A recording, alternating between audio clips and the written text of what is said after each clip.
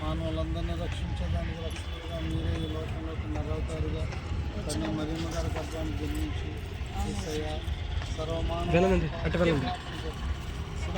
చేసిన బలియాది మీరు చిందించిన రక్తం స్తోత్రం. ఆ రక్తం ద్వారా మాకు పాపక్షమాపణ కలుగుద్దని, ఆ రక్తం ద్వారా మా మనస్సాక్షి శుద్ధి చేయబడుతుంది, ఆ రక్తం ద్వారా మాకు స్వస్థత కలుగుద్దని, ఆ రక్తం ద్వారా మీరు సెలవిచ్చారు. స్తోత్రం. సహోదరి ఆయన ఆదిలక్ష్మి గారి కూడా స్తోత్రం. ఎంతో కష్టాల్లో పోయా, ఎన్నో ఇబ్బందుల్లో తండ్రి వారు మీకు కావాల్సన్నిధికి వచ్చారు. మీ స్తోత్రం. వారు వచ్చిన రాకను మీరు చూచారు నాయన. వారి పరిస్థితులన్నీ కూడా మీరు చక్కబెట్టి నాయన వారి ద్వారా మీ నామాన్ని మహిమపరుచుకుంటున్నందుకు కృతజ్ఞతలు చెల్లిస్తున్నట్టుంది నాయన.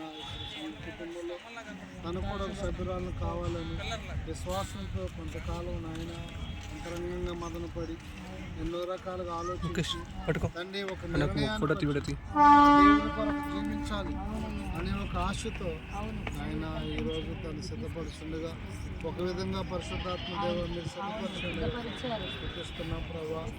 దైవ సేవకులు ప్రార్థన వృధా కాదు, సేవకురాలు ప్రార్థన వృధా కాదు, సంఘ ప్రార్థన వృధా కాదు.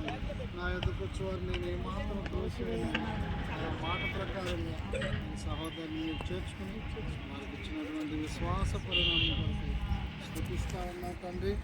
నాయన నువ్వు సర్వశక్తి కలిగిన దేవుడు. ఈ రీతిగా బహిరంగంగా ప్రజలందరూ ఎదుర్కొంటూ ఒప్పుకునేటువంటి విశ్వాస ధైర్యాన్ని కూడా మీరు అనుగ్రహించినందుకు స్థుతిస్తూ సమస్తమును మీ చేతులు కట్టుకుంటున్నాను. యేసు క్రీస్తు వేడుకొంటున్నాను.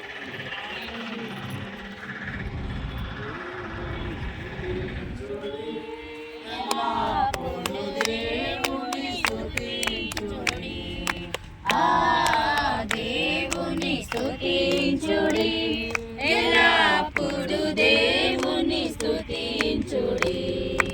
ఆయన పరిశుద్ధ ఆలయమందు, ఆయన పరిశుద్ధ ఆలయమందు, ఆయన సన్నిధిలో, ఆయన సన్నిధిలో ఎల్లప్పుడు దేవుని స్తుతించుడి. స్తుతించుడి, ఎల్లప్పుడు దేవుని స్తుతించుడి. సకల ప్రాణులు యెహోవా స్తుతించుడి, సకల ప్రాణులు యెహోవా స్తుతించుడి. హల్లెలూయా ఆమేన్, హల్లెలూయా ఆమేన్. ఎల్లప్పుడు దేవుని స్తుతించుడి, దేవుని స్తుతించుడి, ఎల్లప్పుడు దేవుని స్తుతించుడి. చాలా సంతోషం. మరి సాయంకాల సమయంలో 2025 సంవత్సరం 2వ నెల 3వ తారీఖు మరి దేవుడు తన సన్నిధి మనకు తోడుగా ఉంచి మరి ఈ రీతిగా మనల్ని నడిపించే విధానం కొరకు దేవునికి ఎంతగానో కృతజ్ఞతలో చెల్లిస్తూ ఉన్నాం. పరిశుద్ధ గ్రంథంలో ఈ బాప్తిస్మ కార్యక్రమం అనేటువంటిది దేవుడు యోహాను గారి ద్వారా ఆయన ప్రారంభించారు. అందుకు ఆయన ఏమన్నారంటే బాప్తిస్మ ఇచ్చు యోహాను అని ఆయన